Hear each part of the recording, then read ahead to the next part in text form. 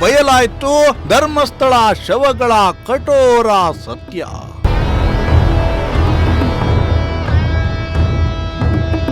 ತಳಮಹಜರಿಗೆ ಬಂದಿದ್ದ ಎಸ್ಐಟಿ ಅಧಿಕಾರಿಗಳೇ ಶಾಕ್ ಆಗಿದ್ಯಾಕೆ?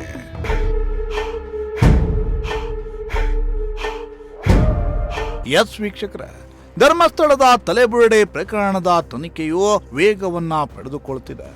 ಇಂದು ಪ್ರಕರಣದ ರಹಸ್ಯವನ್ನ ಪತ್ತೆ ಹಚ್ಚಲು ನೇತ್ರಾವತಿ ಸ್ನಾನಘಟ್ಟದ ಬಳಿ ಎಸ್ಐಟಿ ಅಧಿಕಾರಿಗಳು ಫೀಲ್ಡ್ಗೆ ಇಳಿದಿದ್ರು. ಬುರುಡೆ ರಹಸ್ಯ ಹೇಳ್ತೀನಿ ಎಂದಿದ್ದ ಅನಾಮಿಕ ವ್ಯಕ್ತಿಯನ್ನ ಕರೆತಂದು ಸ್ಥಳ ಮಹಜರು ಪ್ರಕ್ರಿಯೆಯನ್ನ ನಡೆಸಿದ್ರು. ದೂರುದಾರ ಮಣ್ಣು ಮಾಡಿದ್ದಾನೆ ಎನ್ನಲಾಗಿರುವ ಸ್ಥಳದಲ್ಲಿ ಗಂಟೆಗಟ್ಟಲೆ ಪರಿಶೀಲನೆಯನ್ನ ನಡೆಸಿದ್ರು.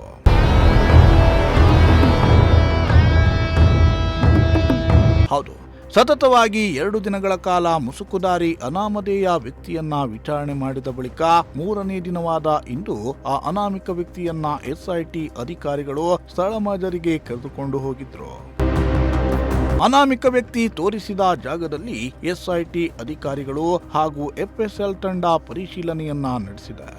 ಆ ಜಾಗದಲ್ಲಿ ಯಾವುದಾದರೂ ಕಳೆಬರ ಸಿಗುತ್ತಾ ಅಂತ ಅಧಿಕಾರಿಗಳು ಹುಡುಕಾಟವನ್ನ ನಡೆಸಿದ್ದಾರೆ.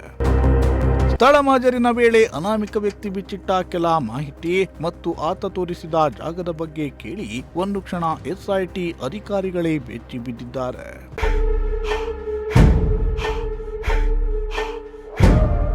ಎಸ್, ಶವ ಹೂತಿಟ್ಟಿರೋ ಬಗ್ಗೆ ದೂರು ಕೊಟ್ಟಿದ್ದ ಅನಾಮಿಕ ವ್ಯಕ್ತಿ ಜೊತೆಗೆ ಎಸ್ಐಟಿ ಕಳೆದ 2 ದಿನಗಳ ಕಾಲ ವಿಚಾರಣೆಯನ್ನ ನಡೆಸಿದೆ. ದೂರುದಾರನನ್ನ ಮಂಗಳೂರಿನ ಮಲ್ಲಿಕಟ್ಟೆಯಲ್ಲಿರುವ ಎಸ್ಐಟಿ ಕಚೇರಿಗೆ ಕರೆಸಿ ವಿಚಾರಣೆಯನ್ನ ನಡೆಸಲಾಗಿತ್ತು. ಈ ವೇಳೆ ಅನಾಮಿಕ ವ್ಯಕ್ತಿಗೆ ಸಾಲು ಪ್ರಶ್ನೆಗಳನ್ನ ಕೇಳಿದ್ದ ಎಸ್ಐಟಿ ಅಧಿಕಾರಿಗಳು ಆತನಿಂದ ಹೇಳಿಕೆಯನ್ನ ದಾಖಲಿಸಿಕೊಂಡಿದ್ರು. ಈ ವೇಳೆ ಆ ಅನಾಮಿಕ ವ್ಯಕ್ತಿ ಕೆಲವು ಪ್ರಭಾವಿ ವ್ಯಕ್ತಿಗಳ ಹೆಸರನ್ನ ಕೂಡ ಎಸ್ಐಟಿ ಅಧಿಕಾರಿಗಳ ಮುಂದೆ ಹೇಳಿಕೊಂಡಿದ್ದಾನೆ ಎನ್ನಲಾಗಿದ್ದು, ಅವರ ಹೆಸರುಗಳನ್ನ ಕೇಳಿ ಎಸ್ಐಟಿ ಅಧಿಕಾರಿಗಳೇ ಶಾಕ್ ಆಗಿದ್ರಂತೆ. ಆದರೆ ವಿಚಾರಣೆ ವೇಳೆ ನಕ್ಷೆಯಲ್ಲಿ ತಲೆಬುರುಡೆ ಹೊರತೆಗೆದ ಜಾಗವನ್ನ ತೋರಿಸುವಂತೆ ಎಸ್ಐಟಿ ಅಧಿಕಾರಿಗಳು ಸೂಚಿಸಿದ್ರು. ಇದಕ್ಕೆ ಈ ಅನಾಮಿಕ ವ್ಯಕ್ತಿ ನಿರಾಕರಿಸಿದ್ದ. ಸಮಾಧಿಯನ್ನ ಅಗೆಯುವ ವೇಳೆಯೇ ತಾನು ಜಾಗವನ್ನ ತೋರಿಸುವುದಾಗಿ ಹೇಳಿದ್ದ. ಹೀಗಾಗಿ ಇಂದು ಬಿಗಿ ಭದ್ರತೆಯಲ್ಲಿ ಅನಾಮಿಕ ವ್ಯಕ್ತಿಯನ್ನ ಕರೆತಂದು ಸ್ಥಳ ಮಹಜರು ನಡೆಸಲಾಗಿದೆ. ಅನಾಮಿಕನೇ ಹೇಳಿದಂತೆ ಧರ್ಮಸ್ಥಳದ ನೇತ್ರಾವತಿ ಸ್ನಾನಘಟ್ಟದ ಬಳಿ ಆತನನ್ನ ಕರೆತಂದು ಎಸ್ಐಟಿ ಅಧಿಕಾರಿಗಳು ಹಾಗೂ ಎಫ್ಎಸ್ಎಲ್ ತಂಡ ಸುಮಾರು 3 ಗಂಟೆಗೂ ಹೆಚ್ಚು ಕಾಲ ಸ್ಥಳ ಮಹಜರನ್ನ ನಡೆಸಿದೆ.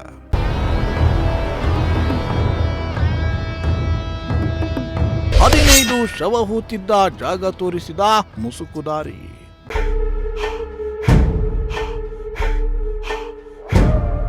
ಎಸ್, ಧರ್ಮಸ್ಥಳದ ನೇತ್ರಾವತಿಯ ನದಿಯ ದಡದ ಸುತ್ತಮುತ್ತ ಸುಮಾರು 3 ಗಂಟೆಗೂ ಅಧಿಕ ಕಾಲ ಸ್ಥಳ ಮಹಜರು ನಡೆಸಿದ ಎಸ್ಐಟಿ ತಂಡ ಅನಾಮಿಕ ದೂರುದಾರ ವ್ಯಕ್ತಿ ತೋರಿಸಿದ ಜಾಗವನ್ನ ಗುರುತಿಸಿದೆ.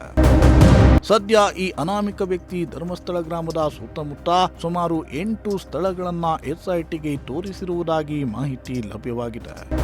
ಈ ಪ್ರದೇಶದಲ್ಲಿ ಒಟ್ಟು 15 ಶವಗಳನ್ನ ಹೂತಿರುವುದಾಗಿ ಅನಾಮಿಕ ಹೇಳಿಕೊಂಡಿದ್ದಾನೆ ಎನ್ನಲಾಗಿದೆ. ಬರೋಬ್ಬರಿ 170 ಹೆಕ್ಟೇರ್ ಪ್ರದೇಶವಿರುವ ಧರ್ಮಸ್ಥಳ ಅರಣ್ಯ ಭೂಮಿಯಲ್ಲಿ 8 ಸ್ಥಳಗಳನ್ನ ಗುರುತಿಸಲಾಗಿದ್ದು, ಈ ಗುರುತಿಸಿದ ಸ್ಥಳಗಳ ರಕ್ಷಣೆಯ ಬಗ್ಗೆಯೂ ಎಸ್ಐಟಿ ತಂಡ ಗಮನ ಹರಿಸಿದೆ.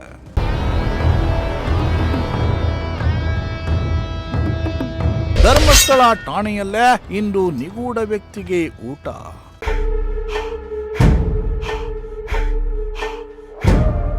ನಾಳೆ ನಡೆಯಲಿದೆಯಾ ಸಮಾಧಿ ಅಗೆಯುವ ಪ್ರಕ್ರಿಯೆ?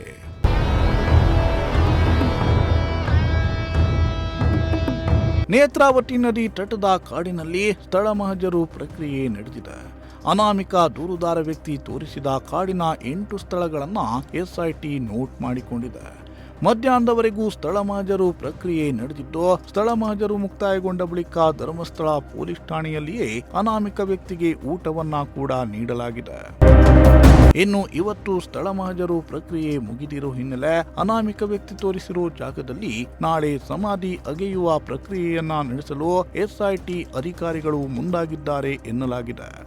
ಒಟ್ಟಿನಲ್ಲಿ ಧರ್ಮಸ್ಥಳ ತಲೆಬುರುಡೆ ಪ್ರಕರಣದ ತನಿಖೆ ಕ್ಷಿಪ್ರಗತಿಯಲ್ಲಿ ಸಾಗ್ತಾ ಇದ್ದು, ಸಮಾಧಿ ಅಗೆಯುವ ಪ್ರಕ್ರಿಯೆಯ ಬಗ್ಗೆ ಎಲ್ಲರ ಚಿತ್ತ ನೆಟ್ಟಿದೆ. Bureau report, Prajashakti TV.